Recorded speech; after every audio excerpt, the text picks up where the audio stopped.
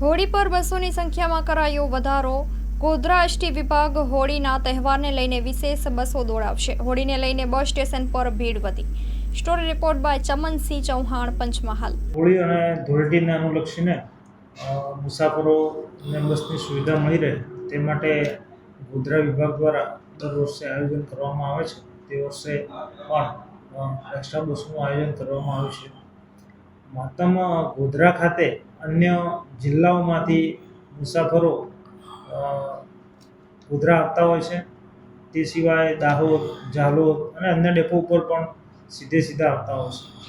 Depot ખાતે આવ્યા પછી તેઓના વતન સુધી જવા માટે તેઓને બસની સુવિધા પૂરી પાડી શકાય તે માટે ગોધરા વિભાગના અલગ 7 ડેપો ખાતેથી મુસાફરોની જરૂરિયાત અનુસાર તેમના વતન સુધી તેઓને પહોંચાડવા માટે આયોજન કરવામાં આવેલ છે। અને આ આયોજન હોળીના દિવસ સુધી મુસાફરોને પૂરું પાડવામાં આવશે। અંદાજે કેટલી બસો ફાળવવામાં આવી છે સર?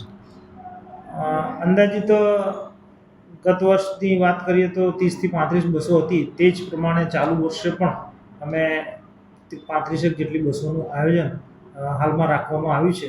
પણ જેવી જરૂરિયાત ઊભી થશે તે મુજબ બસોનું પ્લાનિંગ કરી અને સંચાલન કરવામાં આવશે। આપનું નામ? વિભાગીય નિયામક મહેન્દ્ર કે ડામોર, ગોધરા।